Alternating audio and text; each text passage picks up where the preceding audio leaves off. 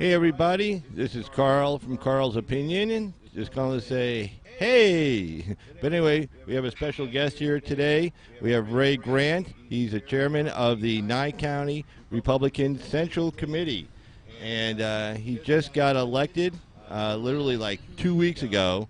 So we're going to be talking to him and see what he has to say. So we'll just cut right over to it right now. So here we go. All right, and again, this is Ray. Ray, how you doing this morning? Fine. I'm doing great, Carl. Thank you for having me. Sure thing. And let's make sure we got all your audio up and stuff so people can hear you. All right, Ray. Yeah, so you just got elected 2 weeks ago, is that correct? Yes, sir. And how do you like the job so far? So far, it's a very challenging and a rewarding job at the same time. I was able to go to Carson City and speak with some of our legislators and some of the people in the party throughout the state. And it's a great time to be a part of the Republican brand. And, of course, the chairman of the Nye County Central Committee, because we can get out the vote and we can get people to understand how where this country needs to be. Where it needs to be, and sometime it needs to be back to where it was, but we have some things that don't need to be back. But we were able to get a lot of things done in the last 2 weeks as far as voter registration and the word out of conservatism. Yeah, I see that your booth is actually right next door to mine, actually. We're here at the Pahrump Wild West Extravaganza, and we've been going on now our third day here.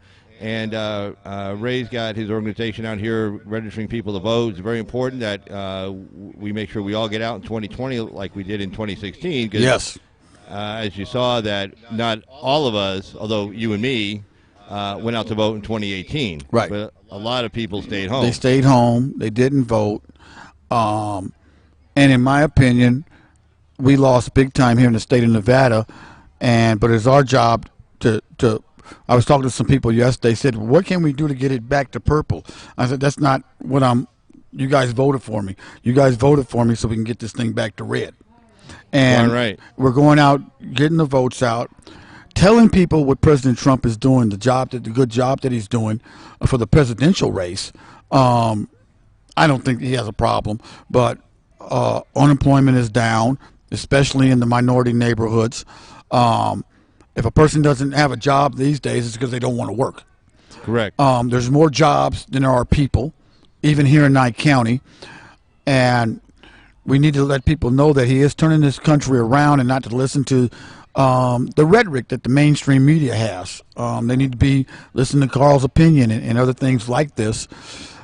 And so on the local end, we're trying to register people and straighten out our county commissions, our state assembly, our state senators, even our to get it back, to let people know that the life is very precious and abortion is wrong, especially late-term abortion. I don't know the senator or congressman's name, but it was a black fellow from down south somewhere that says he supports abortion.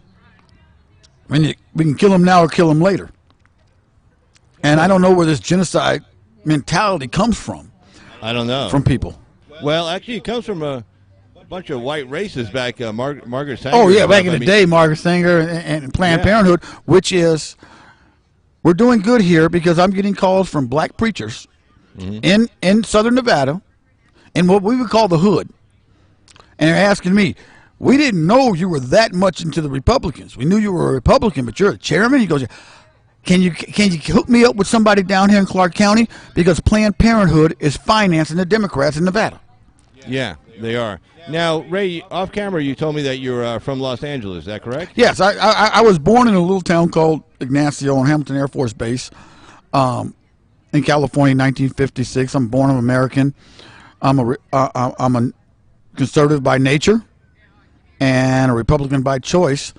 Went to private school, Catholic school, spent the years in school in Los Angeles, the rest of the time in Las Vegas with my great-grandmother.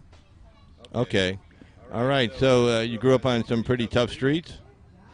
I grew up in two different type of neighborhoods. The one in L.A. was in West L.A., which was bordering Beverly Hills, and the houses neighborhood looked like that. Wow. Okay. We were the first black family to live on a street in a Jewish neighborhood. I walked through a Jewish neighborhood, walked past a school that was being bused by black kids from the hood to go to a white Catholic school. Then, during the summers, I went to the older part, the old, what they call traditional West Side in Vegas, off of Jefferson and A Street, and spent my sister and I spent our summers, our Christmas, all of our time out of school there. And so that was the poor neighborhood compared to where I came from. So I was raised to see both parts of society, but through conservatism and how to get there. My great grandmother says, I live in this neighborhood not because I have to, but I want to help people get out of here. My father said, we live in this neighborhood to show people that it doesn't matter what you look like or where you came from, you can do this. I'm talking about in the 60s. Yeah. Good, in the 60s. Good values. Yeah. And my family's from New Orleans, in Shreveport, Louisiana. Gotcha.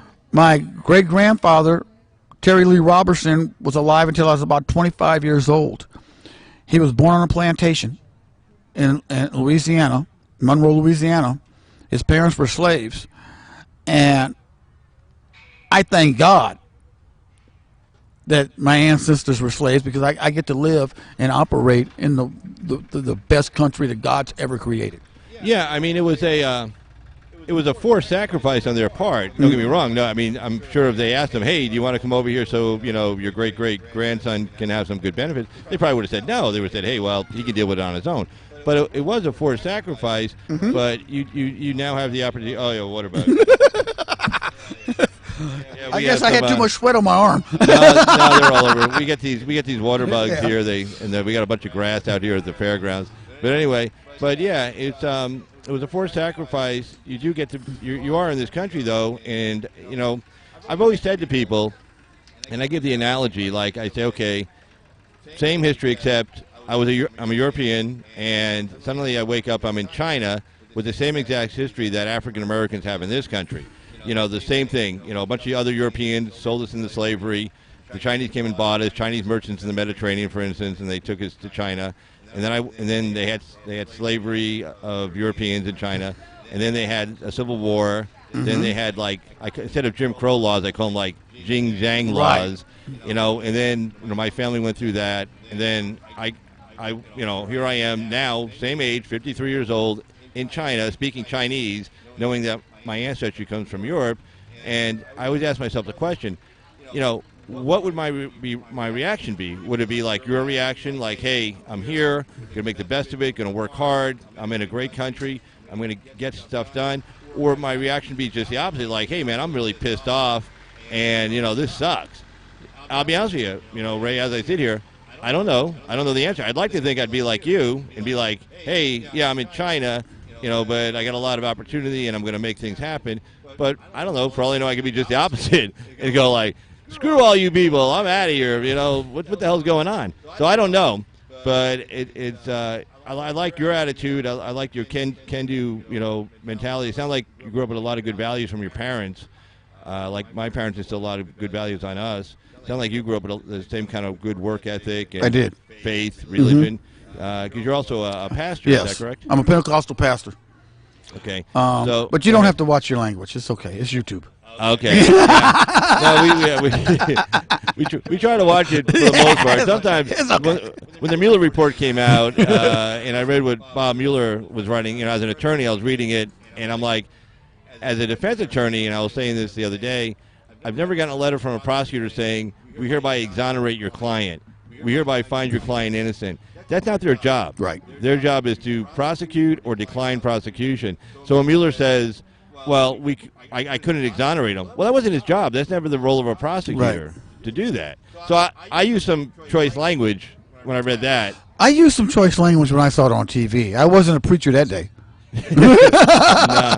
So I tell you, what kind of plans do you have for our local Republican Party here in Nye County? One of the biggest plans I have is to get out the registration and vote. Now, the Democrats have been doing this since the Kennedy-Johnson era, where they would go into the neighborhoods, especially black neighborhoods, and hoodwink the people. In my opinion, put them on the Democratic plantation. And we as Republicans have never done that. we've shied away from minorities because we listen to the rhetoric of the liberal media, and have allowed our neighborhoods to be inundated with the hatred that's really not happening. Okay, when I was elected, no one went against me, and everyone in the room voted for me. There was all yeas and no nos. You can't tell me those people are racist. Yeah. You can't tell me that. I'm the blackest thing that walks through the door. Okay, and you see, I'm not too darker than you. Right. Well, yeah, I'm half Italian. Yeah, I ain't too darker than you. Actually, and not just Italian, Sicilian Italian. So yeah, Right. I get a lot of the dark genes Right. and everything from my mom's side. And so this last election in November, I rallied up the church buses. We went to all the nooks and crannies. We don't have a bad neighborhood here, as you know, but we got some poor people that do dope and do other things. And these people I'm not throwing any salt on them. They're trying to make it too. Yeah. You know, we got to show them how to make it without the help of the drugs. And I told them, I said, let's register your vote. Go down and vote. You guys aren't happy what's going on? This is how we change it. And so I was talking to a lot of the Republicans that were running here and said, look, they were thanking me. You're bringing people to vote. I said, why am I the only one doing this? Exactly. Why am I the only guy you. doing this?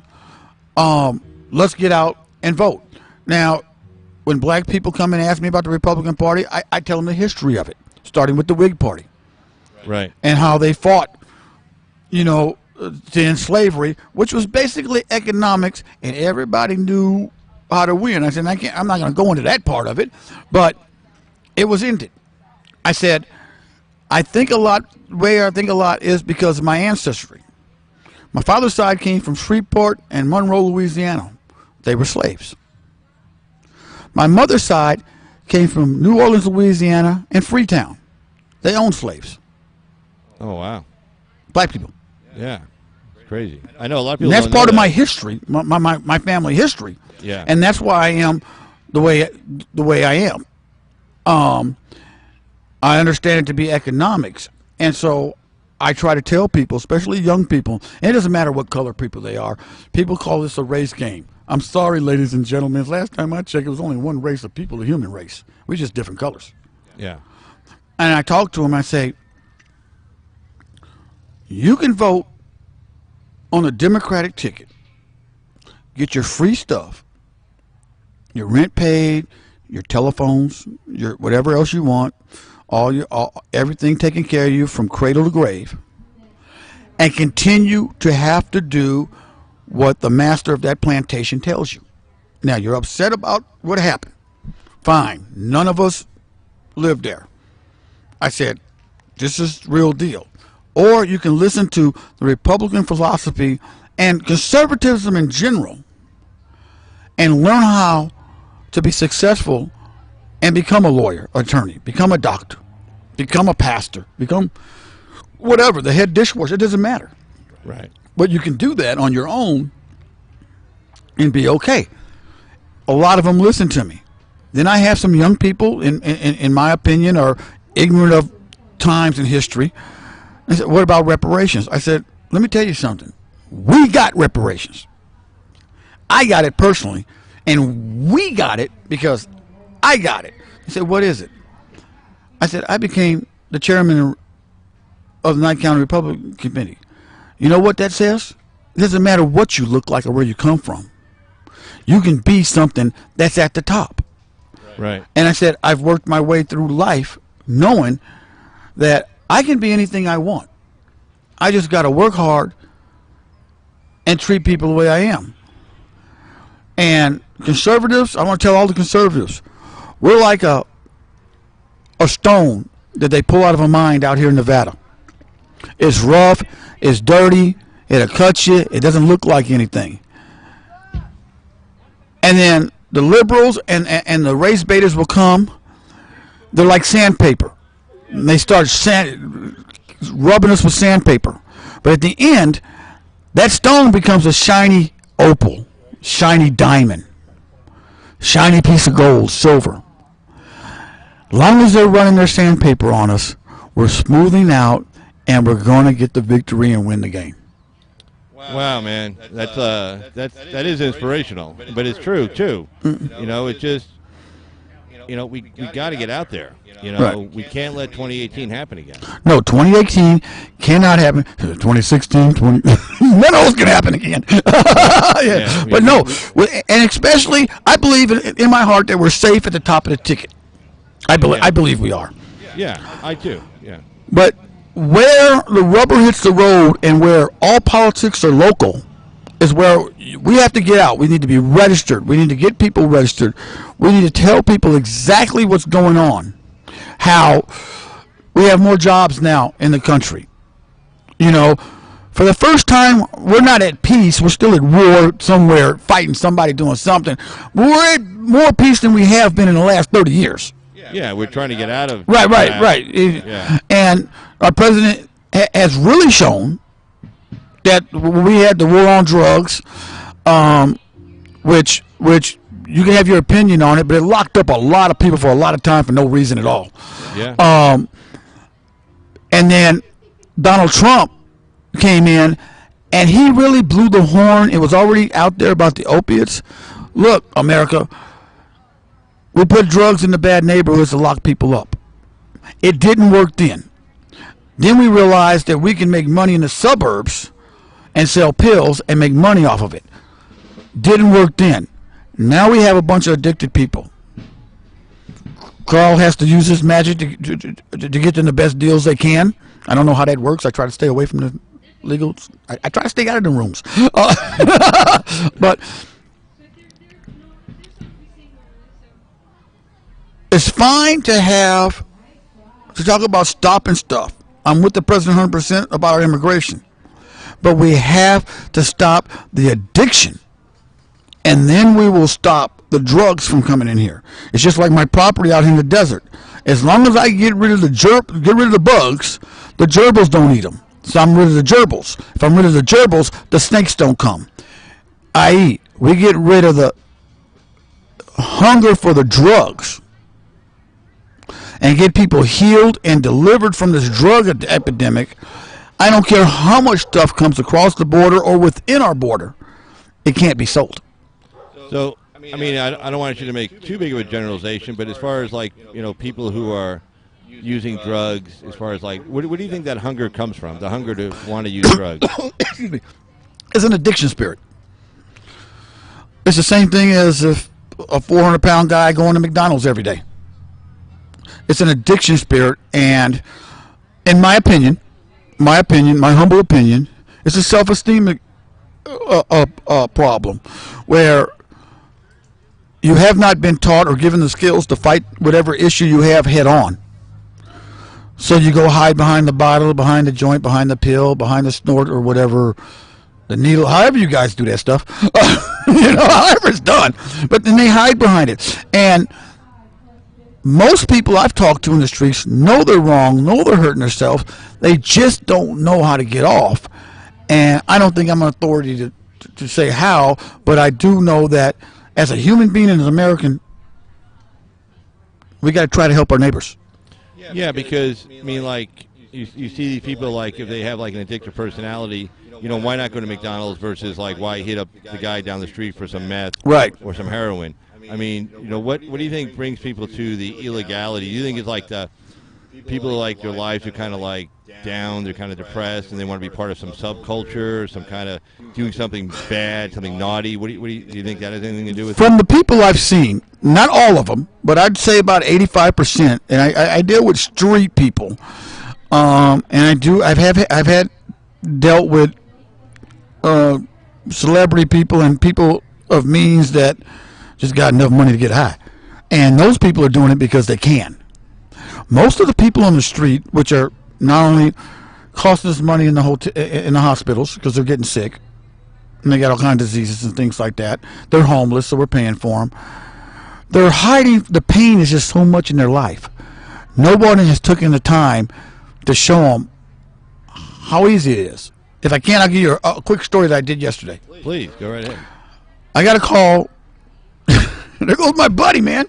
You're looking for a glass of water, I think. Well, that is a water bug. Yeah, hold on. We have a water bug. He wants to come on the mic, I guess. Hold on. He's right here. He's okay. He'll get out of it. Yeah, there you go. Sorry. That's okay. Oh, I There you just go. shot the bug over at Ray. No, he's Sorry, okay. Ray. He ran underneath the table. He'll probably get back on the table now. Yeah, so we're right here. We're right here by the rodeo fairgrounds. They We're like right the here. dung from the horses next to us too. Right. Yeah. Yeah. So we got the horse duty right over there, and then we got the grass over here. So yeah. So we got a couple of water bugs here in the desert. But anyway. Okay. Anyway, Ray, please. Tell Yeah, me a quick story. I got a call yesterday from a gentleman at Hierarchy in the jail.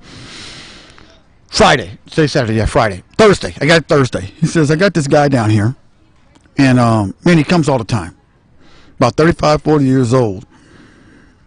And he is not happy where he's at. Can you talk to him? I said, sure. He gave me his name. I said, I'm on my way to the jail. I said, here's what you do. You tell him, we're going to let you out, but you got to go with the pastor. Oh wow. Okay? Wow. So the guys at the jail said, okay, we'll let you out, but you're going with this guy. You're going with the pastor, and if the pastor calls us up, we're coming back to get you. Oh, Okay? wow. So in other words, here's your chance. Right. So I went and picked the Right. guy up, and first thing I told him was, I'm not part of the system, and I'm the only guy within this deal that's going to try to keep you out of jail. I'm the only one. But I want you to know, I have no badge, I get no check from the county. This is just what I do. I said, tell me what's going on. Oh, man, I'm a felon. I said, ex-felon. No, I'm a felon. No, you were an ex-felon. First thing to help somebody is let them know you got to get rid of that crap. Can't own it. You can't own that Right. because you can't move forward. He goes, man, I'm homeless. I mean, I got nothing. My parents, he told me the whole story about the drug use and how people won't bother him. I said, well, I'll tell you what. You need a place to stay? I said, I got a place for you to stay. So I took him to one of my properties out here in the middle of the desert because we live like that out here. Yeah, for anybody who doesn't know Pahrump, we are in the desert. Yeah, we live like that out here. We are known as the gateway to Death Valley. And that's a true statement. And that's only 20 minutes away. Exactly, 20 minutes away. But go ahead, So Ray. I took him out. I had a trailer out there.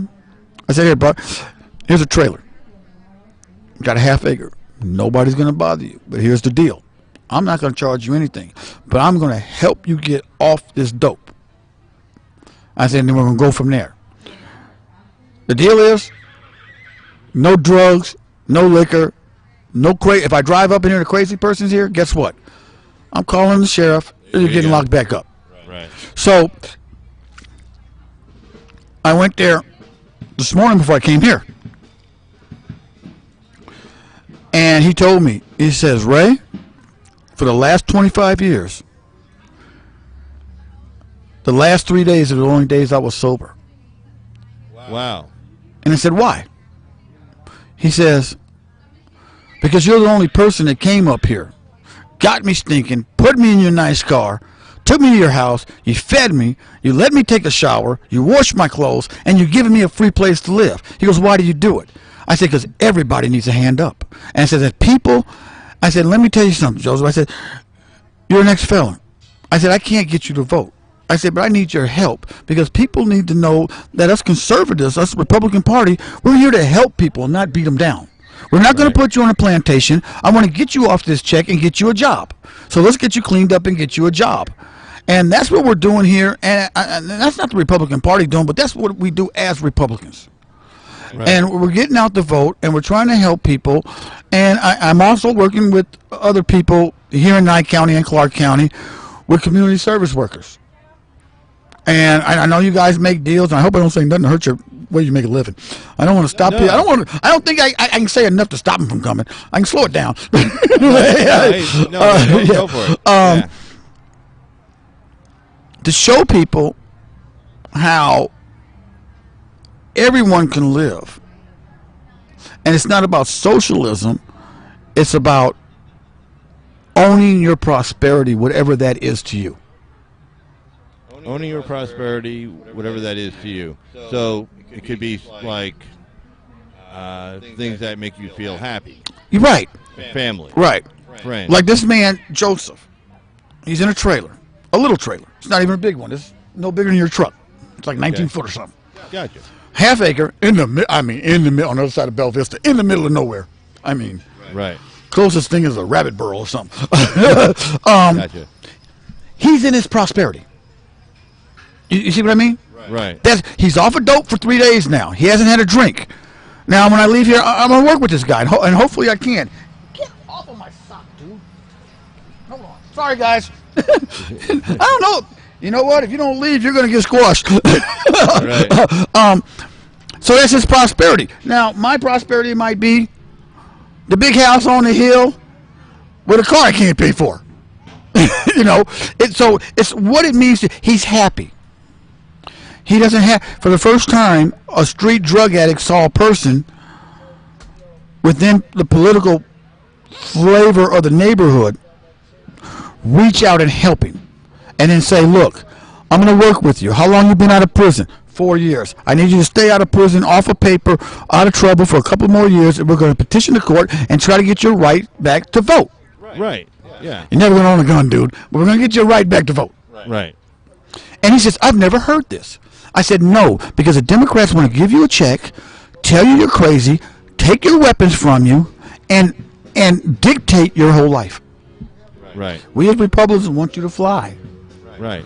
Yeah, because, you know, it's like they have the cradle to grave mentality. And one nice thing I like that you said is when you talk to this kid, you didn't say you wanted to give him a handout. You said you wanted to give him a hand up.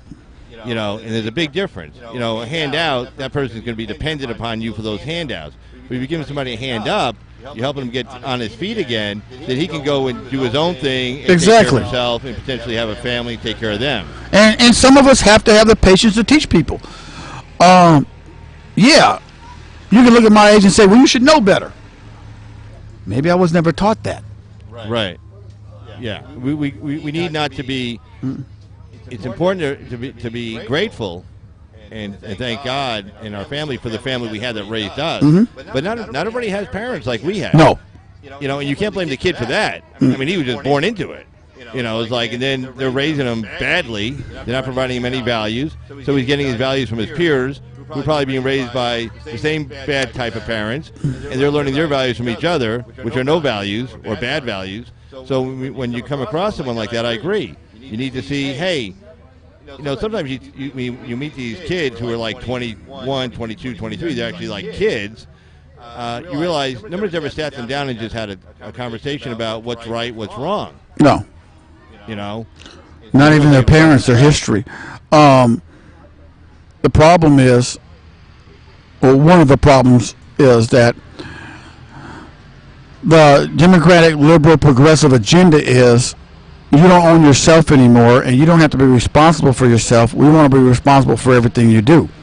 In other words, we want to take care of you from the time you're born until the time from the cradle to the grave. As a pastor, a few years ago, I had a member, a whole family. They finally left the church because I let them know how I felt. They were all getting checks. They were all getting subsidies from the government. Nobody worked. 3 generations. Wow. Mama, her daughter, her family, and another daughter and grandkids. So they came in, and in our church we have what we call testimony service. And I want to testify how good God is. Social Security said the baby's going to have a check when it's born. And I don't have dentures, but my teeth almost fell out and hit the floor. What kind of system do we have for you to say that child's going to be something wrong with them so they can get a check? See, right. And that's the liberal democratic view, progressive view. Hey, don't worry about it. We'll take care of this kid. Right. Okay, where us Republicans and conservatives, let me show you how to fish. I'm going to feed you tonight, but I'm going to teach you how to fish so you can eat tomorrow. Right. Yeah, you give the man a fish, you feed him for a day, you teach a man to fish, he can feed himself for a lifetime. Mm-hmm. Yeah, I agree completely. And so, I'm trying to tell them, stop taking this blood money from the Democrats, because that's exactly what it is. Planned Parenthood wants to kill babies here in this state and other states like China. Yeah. Oh, I don't have a boy, it's a girl killer. And then you had society calls them African Americans. By the way, I'm black. I'm not African American. I'm American. You're an American. You're not Italian American. You're American. I don't speak any Italian or German. I don't speak any of those languages. They don't want me in Africa anyway. No. No. And I'd be lost in. but what I mean is, we have to get past this fear and hatred of something that happened 400 years ago, 30 years ago, or even in the Jim Crow era. Right. We have to get past that. And what I mean by past that is, we have to show people how we as Americans have been able to stand this long from the exception of this country. Right. And we did it by explorers, people navigating through the country and through the whole North America, and people that were not scared of the unknown and did it on their own. Amelia Earhart lost her life, or wherever she ended up at, on her own. Yeah. You know, not only own everything. I had a person tell me just this morning, "You have a PhD?" He goes, "Yeah." He goes, "Well, I got this, I got that, I got this." I went to go talk to him because he's a dope dealer in Vegas, and we're trying to get him to stop. Yeah. But he gonna stop because I was given till Thursday to tell him to stop. Come Friday, he gonna stop. Yeah. But they won't. They think they're entitled. And I told him, I said, "Look, you have a chance to turn this around. We can get you into a business, and you can run. You're a smart young man. You know how to run a business. It's the wrong business, but you know how to run a business. Yeah. Let's turn this around." And some are coming in, some are coming out, because the bottom line is, I want you to call Carl because he's a neighbor of mine. He needs to make money, but at the same time, I want you to leave people like Carl alone because you don't need to get in trouble. Right. No, I'm you know what I mean? No, you guys are fine. No, I totally because you got plenty of clients. But I'm just saying, right. Leave the people alone. Like Joseph, I told him, you got a chance, dude. Now, here's the thing. It's the reason why I got you out here. I got you away from West Street and East Street. Right. You don't even have a bicycle. You ain't got no business getting high. I'm giving you a chance because you got a court date. And when I walk in there and I'm putting you in, I got him in the counseling thing, I have him volunteering to piss. They can call him and you got to run down here and pee. Right, drug court. I said, when you go to court, you're going to shine. And the judge is going to know, I'm tired of seeing this guy for the last 3 or 4 years. Right. And now we get you on. Will it work? I don't know, but I'm hoping. Well, you know, I mean, it sounds like you put the time in the effort, and you got good intentions, and it sounds like you're smart enough to be able to figure out how to work with this kid. So it sounds like this kid's got a great opportunity. He just now he's got to take advantage of it. Like I always say, when you hear people say, they look at somebody and they go, "Oh, there but for the grace of God goes me." And I've always thought that meant was that we're all giving grace by God. God's grace is on all of us. Yes, it is. But you can choose not to accept it, and you can choose to not use it. And then, so there but for the grace of God goes me is there's somebody who really means like there's somebody who's not taking the benefit of God's grace, who's not using it, who's choosing to ignore it or choosing to walk away from it, and that's why they're in the position they're in. Yes. Okay. And well, I use a different terminology, but it means the same. It has the same meaning. Tell me, please. It could have been my turn. It's just your turn to be like this. It could be my turn. It could be my turn, and if it becomes my turn, I pray to God that somebody's there to pick me up. Right. And I tell people this: what do you want? I don't want anything. I want you to live a free life. I want you to live a life where you can walk down the street and you don't have to worry about it. I just changed the plates in my car. My wife got, I don't know, custom plates, personal, whatever. They charged me too much for them. Okay. There you go. So we had about a week with no plate. And I had a cousin of mine that lives in Watts, came out to visit because we're trying to show him a different type of life. Yeah. Highway Patrol was behind us. He was so nervous he was sweating. I said, "Man, what's wrong?" "Driving while black." I said, "Dude, he ain't gonna stop me." I said, "Don't worry about that." And I just happen to know the gentleman. He's one of my golf partners, and he knows the car. So Right. And I said, "Even if he does, I'm legal, cuz." Yeah. He was sweating. And so the cop goes by. He honks the horn and does this. Like, we're friends. He says, "Hey, man, what's up?" Right. And he He gets on the phone, calls his mother, calls my aunt, calls some cousins. You guys lied about him. You lied about Ray. Because they said I flipped and I'm an Uncle Tom and I'm a Republican. So all that was going on. Oh, geez. He says, man, I was already going he has respect. The police don't mess with him. He told his mother, and he's 39 years old, told his mother, I'm going to ask Uncle, can I stay? Because if I go back home, I'm going to get in trouble. I called my wife. I took him to the store, and I was out waiting for him. I called my wife. I said, we got him. I said it took Drew driving behind me. I said, but we got him. I said, I'm playing with Drew Tuesday. I said, wait till I tell him this. He helped me without even knowing it. He helped me turn somebody around without even knowing. He goes, how'd that happen? I said, man, let me tell you something. I don't bother these people. Yeah. I open doors for women. I say, yes, sir, and yes, ma'am. If somebody says something derogatory to me, I smile in their face. I said, you know what?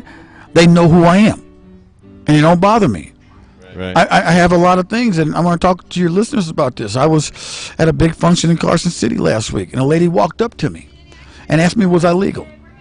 And I told her, I said, this is why we're losing elections. Wow. Something ignorant of this. I said, and by the way, no, lady, I'm not illegal. What you gonna do? She goes, you're not illegal? I said, no. I said, because my ancestors were put on the first cruise ship. This is why black folks don't take cruises. And brought them here. And nobody gave us no papers. Right. I said, and furthermore, I'm the chairman of the Knight County Republican Committee. She wanted to kiss my behind. I told her, stop. This is why we're losing, because ignorant people like you talk to people that look like me like this. Only people with skin like me will put up with you. Other people will walk off and vote against us. Right. They'll say they won't say anything, which is bad, because then this woman doesn't learn anything. Right. And then she, pisses off another 5 or 10 potential or 20 or 50 potential voters. And they're all going the other side. But you're right, though. It's just, I don't know. It's like, I grew up working class. My dad never graduated. Never got past the 9th grade. My mom, high school, a little bit of community college. That's it. I worked in construction myself as a carpenter, drywall carpenter. So I don't know. I mean, I just guess, we have this experience. We just working class people. Right. Yeah, and so we're used to dealing with regular people. Then you got people maybe like the lady you dealt with, and she's not used to just regular people. She doesn't know how to talk to them. No, she doesn't. And that's another issue that we have with our Republican candidates. Here in Knight County, I have talked to CD4 candidates who are going to run against Stephen Horsford, and I told them, if you're ready and you're willing, I'll take you to the black churches. You need to know, you're walking in with a pea shooter, and they'll shoot a cannon like that at you. They'll shoot a cannon at you. And I tell them, I said, and they've asked me about black candidates, Dr. Carson, Niger Ennis. I said, I love them. I know them both personally. Dr. Carson delivered my oldest stepson. I know him personally. I said, but they can't relate to regular black folk. Wow. They can't relate to it. Well, he's like the smartest guy in the world. Yeah. Like I told when I first met him and he was running for president, he came to our house. He says, Pastor, I'm going to run for president. I said, why? I said, there's no saying, Dr. Carson. Smart people, when people ask how come you didn't run, you say, I'm too smart. Yeah. Man, you're way smarter than this, and it's kind of out of your league, dude. You're not in this. He says, but you know what? You know how many black kids are going to see me do this? I said, I'm in. There you go. I'm in. Right. Because as far as I'm concerned, and I don't want to be disrespectful to anybody, but Caucasian people can have O.J. Simpson and Barack Obama. We don't want them. Right. Okay, we don't want them. Okay, we don't want them. You know, like, you guys don't want the Unabomber. We don't want them. Okay. Right. So, you know, I talked to him, and I left my wife. I said, you know, I got a PhD, but I just talked to somebody. I said, my father's going to be mad because this is the smartest man I ever sat down in front of. And from then and there, and I said, but he goes, I need you to come to our neighborhoods with me. Oh, wait, let me just tell everybody. Just let everybody know we're speaking to Ray Grant. He's the new chairman of the Knight County Republican Central Committee. Just took the job 2 weeks ago. And that's who we're talking with this morning here at the Pahrump Wild West Extravaganza. It's the third and final day here in Pahrump, Nye County, Nevada, which is about 60 miles west-northwest of Las Vegas. Mr. Grant, please continue. Okay, thank you. I told them, he told me, I said, well, Dr. Carson, what do you need me for? I said, I can't even pronounce or spell the words that come out your mouth. He goes, I need you to talk that Pentecostal church stuff when I get in there, because I don't know how to do it. Wow. And, of course, liberals say, you're being used. No, I'm not. I'm educating people. So I come in and do what we do in our churches. And I said, now, Dr. Carson's not like us. In the black community, we have old black folks. We got Negroes. We got, you guys call it the N-word. I don't do that because I just say the word. And then we got the N-word with an AR. And the difference is the older ones are like, leave us alone. We go to work. Leave me alone. If it's slavery day, I just go back. Things are fine. You have African Americans. That's Dr. Ben Carson. Very educated. Very eloquent. They can teach us all something. Black, white, green, and yellow. Yeah. I said, then you got the N-word. Those are the ones we hate. All of us. They're stealing from us. They're making babies. They're walking around with their pants down. They're doing all kind of crap. They're selling dope. No, black, we don't like them. Yeah. Then you got the ones with the AR, which I'm kind of part of. We don't care what you are. They used to call that shell shock. I don't know if that's PTSD or what. Okay. Live cannon fire. Live cannon fire. And what I mean by that is, go ahead. we have different, just like every other color of people in America, there's different kind of people. If I go to the beaches of Orange County or LA, I got my surfers. Okay? I go to Detroit, they got more brother in them than I do. Yeah. You know, and it's different things, but the issue is we have to become all things to all people, like Paul said in the gospel. So some might be saved. Now he's talking about spiritual salvation. What I'm talking about is everyday thing. Let's save you from the corruption. This country is heading downhill. Let's look at history. Most powerful countries in the world in history lasted about 300 years in power. Yeah. We're right at the cusp, and we can see how they're trying to turn us into a European-style socialism. Right. Yeah. And we're doing losing right it.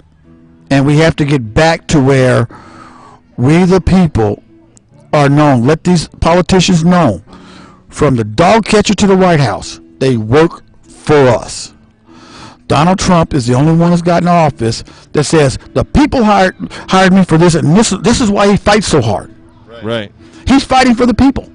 You know, he is. I mean, and it's funny, you're talking about a guy who's a billionaire, and, you know, he's been living in Manhattan. He didn't need this. No, he didn't need this at all. No, he didn't all need this this. crap he's going through. Yeah, he didn't need this. And I thank God that he's there. Now, you might not like him, but you know what? It works. You can't argue with the numbers. Can't argue with the numbers. 3.6% unemployment, 3.2% GDP the first quarter. Lowest record number, lowest jobless claims in the first quarter of all quarters. The one right after Christmas, when everybody has no money to spend and people are getting laid off. Least amount of jobless claims ever recorded in history. In history. 49-year low on unemployment. African American unemployment in history, lowest unemployment among Hispanics. One other stat I didn't know they kept this stat: lowest unemployment among disabled veterans. I didn't know that. I didn't know that either. I read the stat. Wow. And wow, there's actually a stat for that. So I mean, Asian Americans, women, I think it's either the lowest or the lowest in like the late 50s, which means probably the lowest in history because a lot of women in the 50s who weren't in the workforce, labor force. No, they had worked during the World Wars, working on the different military stuff, and then after that, like my mother, she was a scientist, so she worked for Douglas and NASA back in the early days. But Mr. Trump has done stuff. I'll say this: I've done some work with Don King, and he ain't never stolen, for the record, he ain't never stole a dime from me. There you go. I made money, so I'm fine because I was asked. Well, you only got this much. He made this much. I got this much. I'm fine. Right. Exactly. I'm fine. Okay. Right. I've met Donald Trump, President Trump, on many occasions back in the day in New Jersey with a fight card, and He's successful because he's smart enough to learn the game and work it. And what I mean by that is whatever he takes on, he studies up on it so he can win at it.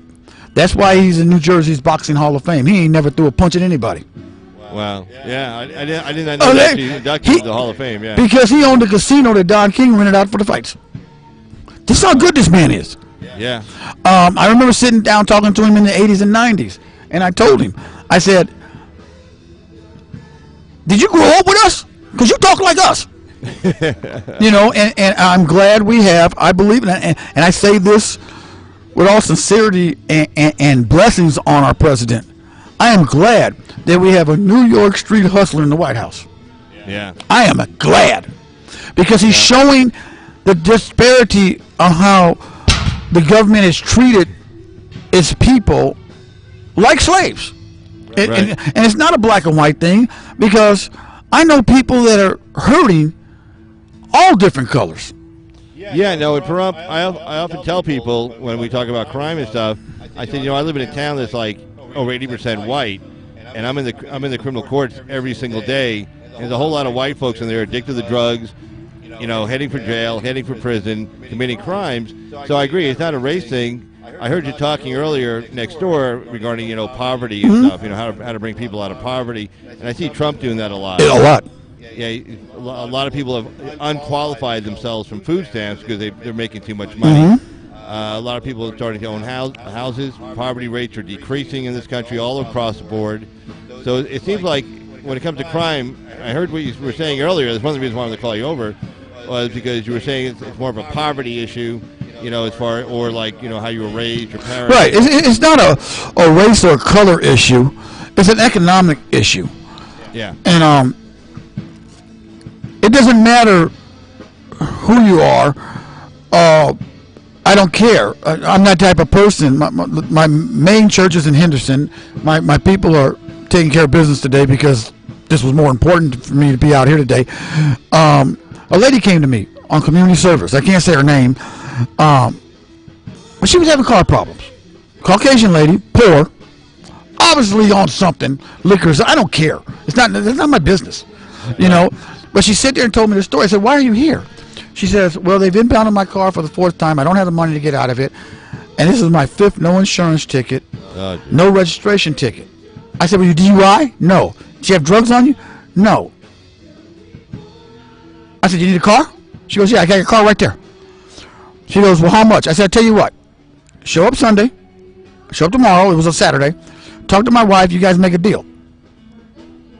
And so I think my wife told her $500 or something. She gave my wife like $160, $50 or something. Right. Well, we didn't hear from her. I called her up. I said, "Hey, I need you to come to the church." I said, "I told you when I met you, I got your back. Don't worry about it. I'm not going to take this car back." I said, "I got a surprise for you." And she almost fainted.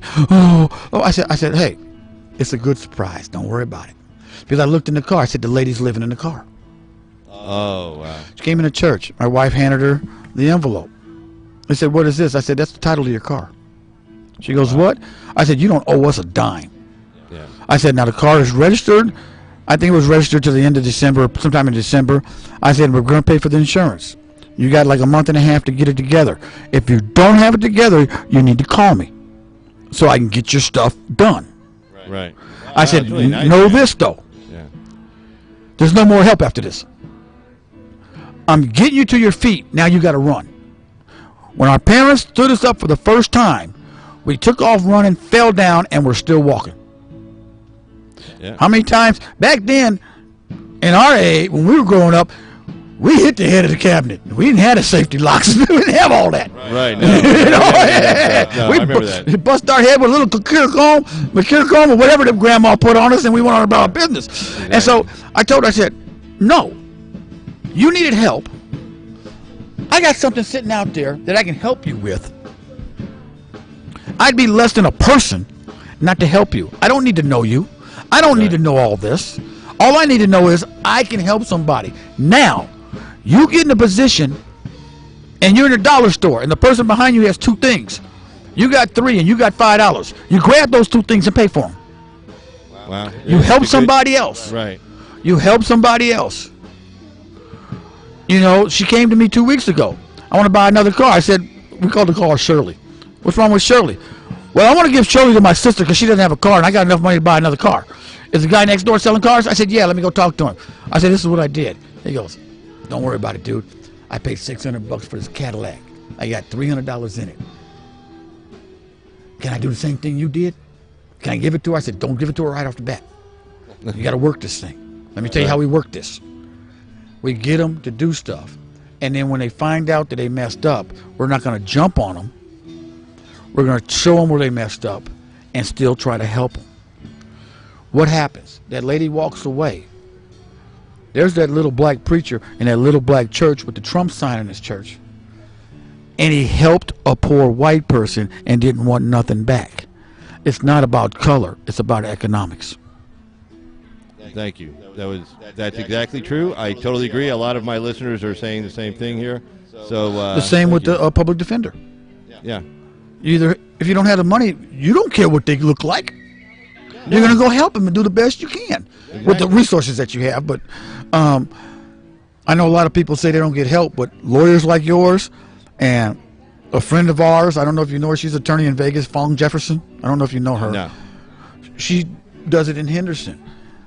I want to say thank you for the people of America, for you guys went to school to make a lot of money, and you gave that up to help poor people that are in trouble. And I want to thank you for Nye County, Pahrump, America, and for people in general. Well, thanks. I just want to thank you guys for that, because I do know you guys got to be good out here in Nye County, because when I went to the jail and it was more Caucasian brothers than black brothers, I said, they're either keeping us out of jail or we just don't get in trouble out here. Yeah, really. Like, it's kind of like under the radar. So I don't know. I think you guys are just a lot of people that live up here, that move up here. I think people try to move up here to do the right thing. They do. Yeah, I think if you take the time to move up here, knowing the lack of the services we do have as far as shopping and stuff, I think if you're making that plan to move here, you're not moving here to get into trouble. You can stay in Vegas, stay in trouble, stay under the radar. The plea deals down in Vegas, if you're a criminal, are much better than the ones up here. Oh, yeah. I mean, you can walk on all kinds of stuff down in Vegas. You come up here, you get in trouble. Everybody knows that. You're going to do some time. So I think most people come up here are just trying to stay out of trouble. Some people fall into it. But then we have I call them our homegrown people who've lived here their whole lives. Some of those people just, they just need some help. Right. They need to get in the right direction. Well, I have an old saying. You can take the clown out of the ghetto and you can bring him to Pahrump. But if you don't get the ghetto out the clown, there's not much we can do. Yeah. And I see the people that come here, and I stop. And I tell them who I am. And they look at me. And I tell them, I retired from the prison system. The guys that walked around with their pants down there, Mr. Bubba came and talked to them. Pull your pants up. Here's where you're at. And I point them out. Look what you're at. Look where you're at. Look what's around you. Straighten up. Your mama, your daddy gave you a chance. Now let's use it and let's do it. Right. Well, good for you. Well, I tell you what, Mr. Grant, I want to thank you for coming by. Well, I want to thank you for having me. You're hollering my name. I was really weird. But thank you, Carl, for what you're doing. And for all the people here, come and visit our town and go by Mr. Carl's office and say hello. And tell other people about his program. I'm going to get on it when I get home, and let's get him some million viewers. Let's do this because he's doing a great job, guys. And I want to thank you for tuning in, because you're great Americans too. And go out and help some other people. And look, 2020, let's turn 20 red from sea to shining sea, red. Damn straight. All right, Mr. Ray Grant. Thank you, sir. Chairman of the Nye County Republican Central Committee. Thank you very much. Thank you very much, sir. Thank you very much. Sure thing. All right, that was Ray Grant, and he's our new chairman of the Nye County Republican Central Committee. And let me get back up on here. All right, here I am. So that was a really cool interview. And thanks. What the F is it for you? Yeah, thanks for that. I appreciate that. Yeah, we're here at the Nye County. The Pahrump Wild West Extravaganza here in Nye County, where Nye County borders Clark County, Las Vegas, which is where Las Vegas is located, and we're about 60 miles west-northwest of Las Vegas. Where I'm sitting right now, I could be to the California border in about 10 minutes, maybe 15 at most, probably about 10. So that's where we're at here. But anyway, we are a live call-in show this morning, so if you want to call in, the phone number is up on the board, 775-273-8970. Or actually, with the whole sound thing out here, like even with Ray's mic, I had it turned up pretty heavy. Skype always kind of wants to see what you're putting on Trump's leaked nudes. Oh, okay, hold on. All right, so I got this one. Boom. There we go. There we go. All right. So, yeah, there we go. We can get rid of that person. Anyway, one in every crowd. One in every crowd. Hey, what's up with my moderators? How come I had to do that? What's up with you guys? I know it's Sunday morning and all, but you should have had plenty of coffee by now. But anyway, yeah. But anyway.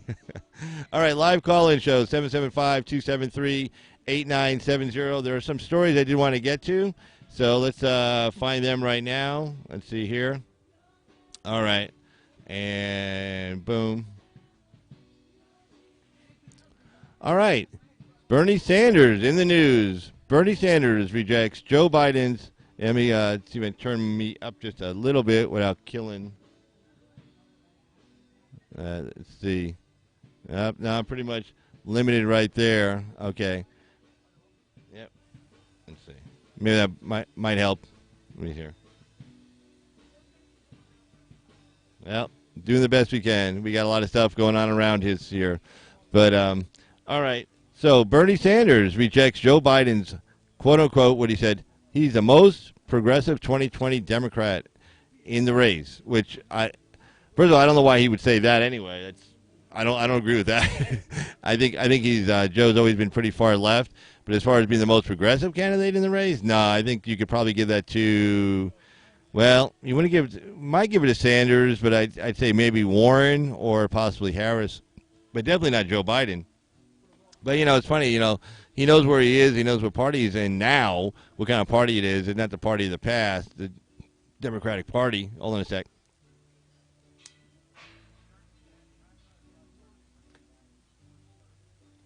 He knows what party he's in. So anyway, let's see what Crazy Joe had to say here. Well, let's see what Mr. Crazy Bernie Sanders had to say. All right, so Bernie Sanders rejects Joe Biden's most progressive 2020 Democrat claim. Here we go. There we go. This is by Valerie Richardson of the Washington Times. Okay. Former Vice President Joseph Biden has said he has the most progressive record of anyone running in the 2020 Democratic presidential primary field, to which Vermont Senator Bernie Sanders says, not so fast. A self-described Democratic socialist, Mr. Sanders pushed back Sunday on Mr. Biden's claim, ticking off some of the highlights of his own resolutely left-wing record. Joe is a good friend of mine. I'm not here to attack Joe, Mr. Sanders said on ABC's This Week. As far as Mr. Sanders is concerned, however, the facts are on his side. Joe voted for the war in Iraq. I led the effort against it. Joe voted for NAFTA and permanent, normal trade relations, trade agreements with China. I have led the effort against that, he continued. Joe voted for the deregulation of Wall Street. I voted against that. Oh, there you go. Mr. Biden is widely viewed as a moderate. Mr. Biden is widely viewed as a moderate Democrat, an image he has sought to temper. In March, a month before entering the race, he told a Delaware crowd, I have the most progressive record of anyone running for anybody who would run. Yeah, that little stunt he did. Anyway, let's see here. He and Mr. Sanders lead the crowded 2020 Democratic presidential primary field in a race that has candidates running to the left. They seek to catch on with progressive voters. I think if you look at Joe's record and you look at my record, I don't think there's much question about who's more progressive, Mr. Sanders concluded. So you got a little infighting there about who's crazier. Like Sanders is like, no, I'm crazier. Joe's like, no, I'm crazier. I'm more far left than anybody. So yeah. Anyway, let's see another story here. Israel and Gaza trade blows in deadly exchanges. Netanyahu, I just butchered that name, orders massive attacks on Gaza during worst fighting in months. Again, we call in number if you want to call in, or if you want to appear by video phone call, just put in the chat that you want to do that. and or just tell you, hey, if I sent you an email in the past, just say, hey, Carl, send me a link, and I'll put you in the video call for today. A little bit better for the sound if you do the video call out here, just because the sound's kind of going all over the place. So so just if you want to just send me an email, that'll be fine. Just say, hey, but put in the chat because I don't have the email open. I got a couple other screens open, but I can just pull it up in a second. Let's see, Steve Nichols. I think age alone will be a problem for Sanders, not to mention the whole communist thing. Yeah, and I think Biden has the same. Yeah, Biden has the same problem as well. I mean, it's funny. I always thought when Trump was calling him Sleepy Joe Biden, I thought he was kind of exaggerating. And then you see Mark Dice does that nice video on Sleepy Joe Biden. And he's like, his audience is falling asleep. He's falling asleep. He's stuttering his word. He's flubbing his lines. And you can tell he's almost like he's got the early onset of Alzheimer's disease. I'm talking about Joe Biden. You can say what you want about Sanders, but he's pretty energetic. And of course Trump, well, he just blows everybody away with energy. But Biden, he looks like, I guess you can call him low energy. But I like the Sleepy Joe Biden mainly because Trump can't come out and say creepy Joe Biden because it'd be too controversial. But Sleepy Joe Biden kind of rhymes with creepy Joe Biden, which of course brings up images of him grabbing women and stuff and young women and stuff. Yeah, kind of weird. But anyway, let's cover this story real quick. Israel and Gaza trade blows in deadly exchanges. Okay, this is by Felicia Schwartz of the Wall Street Journal. Tel Aviv, Israeli Prime Minister Benjamin Netanyahu, ordered massive attacks on the Gaza Strip Sunday as some of the worst fighting in months killed 3 Israelis and a dozen Palestinians, jeopardizing ceasefire talks. Let's see. All right. I was looking at one of my lights here. It's getting ready to tip over. So I think it's going to hold. If you see me jump up, that's one of my lights that's tipped over with the wind here. But anyway, okay. Mr. Netanyahu said the military would reinforce units around the Gaza Strip with armor, artillery, infantry amid fears the violence would continue to escalate during the worst flare-up between Israel and Gaza since tensions began rising last May. Gaza fired Gaza. I don't know how Gaza fires anything. Anyway, the Palestinians in Gaza, thank you, the Arabs in Gaza, thank you, fired 450 rockets into Israel Saturday and Sunday, including 180 rockets overnight, and Israel responded by striking what it said were 220 military targets in Gaza. The fighting is ongoing Sunday, today, with sirens in Beersheba and communities near the border with Gaza. The Prime Minister said he blames Hamas, the U.S.-designated terrorist organization that rules Gaza, for the attacks, including those launched by another Islamist terror group known as the Palestinian Islamic Jihad. It is paying a very heavy price for this, Mr. Netanyahu said. The back and forth killed 3 people in southern Israel on Saturday and Sunday, the first Israeli citizens killed by rocket fire since the 2014 war with Gaza, and at least 12 people in Gaza, including a pregnant woman and a 14-month-old infant. Jesus, that's awful. The Israeli military said a Hamas rocket accidentally killed the women and child. I mean, Israeli military said a Hamas rocket accidentally killed a woman and child? I don't know how that doesn't make any sense. Israeli officials said they had no interest in escalating the fighting 1 week ahead of Eurovision, a popular televised music competition that is expected to draw tens of thousands of visitors to Tel Aviv. Analysts have suggested Gaza's militant groups could be using the threat of violence around Eurovision to pressure Israel to make concessions. Israeli television officials and Eurovision officials said they are monitoring the situation and ongoing rehearsals in Tel Aviv are proceeding as planned. They said the contest next week will continue without changes. Tensions ratcheted up along the border on Sunday. The fighting appears fueled by frustration that conditions haven't improved for the Gaza Strip's nearly 2 million people during months of ceasefire discussions. Things haven't improved because those people won't get off their ass to make it better. They get tons of money. Forget the UN. They get tons of money from the United Arab Emirates, from Saudi Arabia. They were getting money from us until recently when Trump pulled the plug on it. Good for him. But these people have tons of money. I mean, money isn't the issue. It's just that, hey, I don't know, adopt a free market economy in there. I mean, yeah, it's a little place. I mean, but so is Rhode Island. I mean, you can make that work. I mean, Israel makes it work in Israel. They can make it work in Gaza. I mean, I don't know what their problem is. Yeah, really, Steve. I thought Gaza wasn't supposed to have rockets. Yeah, well, that's the Iranians sending them there. Hey, forbidden information. How you doing there, young lady? But anyway, so Israel said it had mobilized an armored brigade near Gaza to launch an offensive if needed. Yeah, send in the tanks, man. Just, go neighborhood by neighborhood, block by block. Just, clean that place up. Schools in southern Israel and Gaza were closed Sunday, a normal work day, and Israeli authorities halted or significantly restricted trains and buses in the south. Gaza's fishing zone and the strip's border crossings were also closed. The military is continuing to allow fuel to be transported into Gaza. Israel's military said Hamas and Islamic Jihad coordinated the rocket fire over the weekend, but Israeli military officials said the lion's share of the blame it should be on Islamic Jihad, the second largest militant group. Islamic Jihad's armed wing said the group is quote unquote ready to develop its fire in terms of quantity and quality.